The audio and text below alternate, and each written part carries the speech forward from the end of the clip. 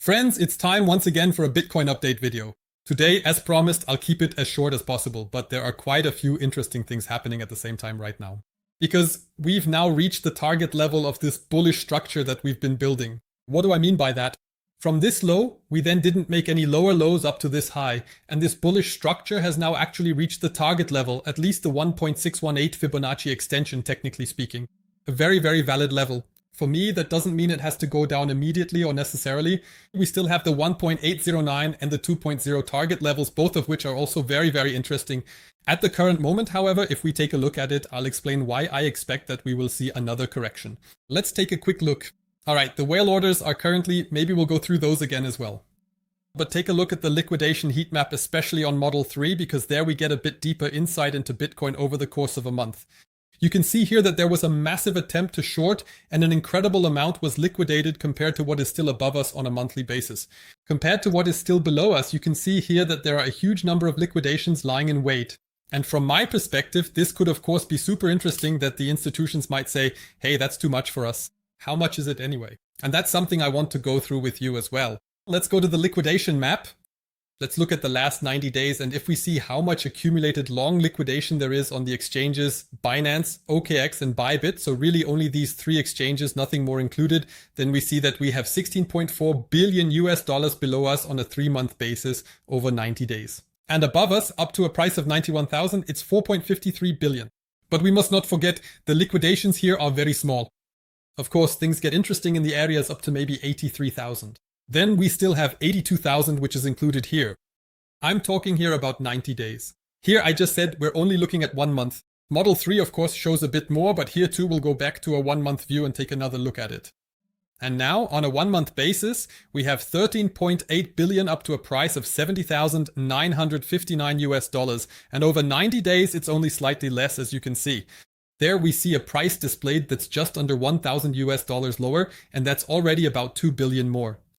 And the last time we had such a large amount beneath us, and I just looked at this again, if you can remember my videos, you can go back and check. I pointed this out several times before the all-time high, before the record crash. We had an incredible number of billions lying beneath us.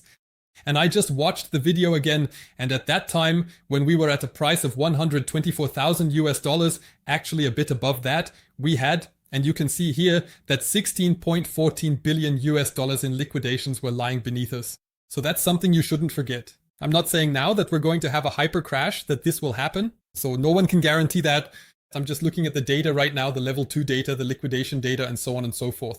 Of course, I look at that, especially when, like now, and we shouldn't forget this either, we've had a continuous increase of nearly 27% over the course of a month without any significant correction, which is naturally also the reason why we've built up an incredible number of liquidations on a monthly basis. And before that, we don't know what will happen again over the weekend.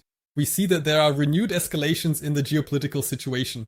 Today is Friday. Who knows what will happen after the markets close? Who knows what will happen over the weekend? But for me, these patterns, these signs we're seeing right now of such high liquidations, if we calculate the total amount, it's 16 billion, which is a lot, and 70,000 or rather 69,900 wouldn't be that far-fetched in this case. Just from that alone, and now we come to the technical analysis of Bitcoin. If we look at it, the target level has been reached. This means that for a correction level, even if we only go up to 70,000 now and then continue to rise, I can use my Fibonacci tool again, and since we've reached this target level, I can pull it again from the bottom up to the current high. And if we look at where the 0.5 Fibonacci and the 0.618 Fibonacci levels are, we see that this would actually be exactly the area where our current liquidations are located. There is a massive amount in the area around 69,500 US. And again, I can only emphasize it once more. Over 16 billion US have accumulated here, which could flow exactly into this price range. To visualize this again, it would be roughly in here. So moving into that area would of course be very, very interesting. And on the way down, we would naturally build up further liquidations. And that would be a very, very nice correction level for me to open new long positions again, because I am also active on PIONEX. If you take a look, we have a few short bots running. Not all of them are currently in profit. But we are also active with a few other positions. I can also quickly show you what these look like if I go into this chart here. So here we have a staggered break-even trade, but right now 2 short positions and a third open one is still pending. That's how things look at the current moment. But I'm not only short because I also have my swing long positions open here in Bitcoin as well as in Ethereum. There's an XRP position, a very small one, but I would close that again if it goes into profit, or compound if we go further down. But the Bitcoin position is a bit over 3,000 US dollars in profit, and the Ethereum one has dropped a bit further. It went down from 3,000, now it's back to just under 2,000 US dollars in profit, but I'm keeping that one open as well. That means I'm not just bearish here just because I'm saying this now, but overall I think we'll of course go up, and if we fall lower, you can see I already have buy limits set also for Ethereum where I keep scaling in, and these positions are also getting bigger and bigger. The higher the price goes, sometimes 3, sometimes 5, sometimes 9, and if we drop below 1500, if we get there, then I'll really scale in again. So overall, I'm building up long positions, but in the short term, I have to be honest, I'm also a bit bearish here. What could this look like now? If we look at it this way, why did the price just rise right now? I showed it again yesterday in the live stream. It's simply the Fibonacci extension. If we include this here, we can see that we actually hit these target zones perfectly after this structural break, bounced a bit at the second target level zones, and are now on our way up. And that's why it's of course very, very interesting, so that we can enter the first rejection zone. Where exactly this ends, we'll have to see. You can see here I still have a few real main entries for myself. In this area we could go a bit further up into the target level, the 0.618 Fibonacci, and I would also look to short exactly these areas again. This means that if we continue to rise, I am of course also prepared exactly for this scenario. At this point in time, it would of course be ideal if this really plays out like this, so that we correct here, trigger liquidations, and if all goes well, if we don't have a global event that completely pushes the market down, then I see the possibility that we could actually have another bullish move up here. But I will have to reassess once we get there, because of course, as you know, I still believe that the bear market isn't completely over yet. We'll have to see how things develop here, whether we just have a small correction and continue downward, or if we actually get a bigger upward move. And that really has to be reassessed according to market conditions when the time comes. That's where things stand at the current moment. Another reason I've already marked it down here. Take a look at the RSI. When we're up here at the 70 mark or a little above, I just want to compare that. We've just poked back into this area, but not as high as we might still go. That's why I'm prepared as well, in case we continue to rise in this area. But what happened the last time we broke into the 70s, even during this bear market continuation? We broke in and then fell further down. Take a look at this. The 70 zone, yes, we broke into it on the daily chart and that triggered a correction. Here we broke into the 70 zone, had a slight correction, just built up a divergence, and you know I'm such a big fan of divergences. In this case, yes, it was a smaller divergence, but then it led to the next sell-off and we didn't make a higher high anymore. But on the RSI, the price already did, and after that things really went downward. Here again, 70 zone, another correction was triggered. What I mean by that is it doesn't have to be a completely extreme correction for us to fall another 30 or 40%. But just as a comparison, if we take this into account, if the RSI enters such zones and we're at oversold levels, and at the same time we see these kinds of liquidations here, knowing that we have 16 billion below us, then I compare that with my video back then before the record crash. Yes, I'm not saying that we're going to have a record crash, but I do see a correction as very likely, especially when we're at such a high billion-dollar level.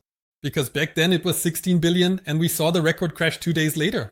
We saw the biggest record crash in terms of liquidations that we've ever seen in crypto. And I also looked a bit further here. In fact, I started selling Ethereum here, as you can see, at the prices where I had already sold spot positions before. So back then that was actually pretty brilliant. Now, of course, I wouldn't sell, but with Bitcoin it was basically the same story. There, I gradually started selling at 112,000, at 119,000, at 124,000, and at the all-time high later on, when there was that last wick upwards, I sold again. And simply these connections that I'm seeing right now, target levels, liquidations below, the possibility of a Fibonacci extension, because that's also something you absolutely must not forget. If I now switch to the 2-day chart and clear all of this away, take a look at this. We simply have the complete continuation. My community knows this. If you're new to the channel, feel free to leave a like and subscribe. But this Fibonacci rejection level, 0.5 and 0.618, and at the same time, we also have the target level within it. Now I'll remove the RSI here again. Yes, so this exact area here is currently a really major rejection zone for me. Where exactly this might happen, we'll have to wait and see. But this area is just very, very bearish for me. We'll see if I'm wrong, but at the moment everything is actually going according to plan.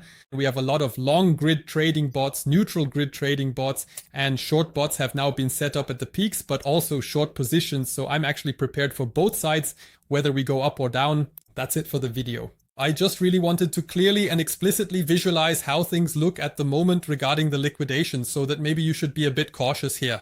If you are long and maybe don't have a proper stop loss, or your position is currently somewhere in those areas and you know you have these liquidations below you, you should probably be a bit more cautious here and work sensibly with stop losses accordingly. Otherwise, I would be happy. Let's hit the next 1,000 subscribers. I'm really trying to provide valuable content here, a lot about trading bots, a lot about passive income. And if you're still looking for exchanges, always check out the link in the video description. Here you get a completely KYC-free exchange Bitunix. You get 1 month of VIP 2 status plus up to $400 deposit bonus.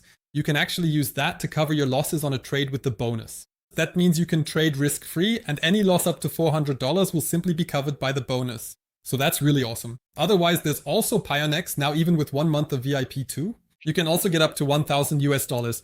If you do KYC, which is not mandatory, you'll get an extra 50 US tether. At PIONEX, it's more like a soft KYC, just provide your name and country and that's it. No one asks for more and you're not required to complete KYC with an ID. Otherwise, that's it for the video. See you next time. Bye bye.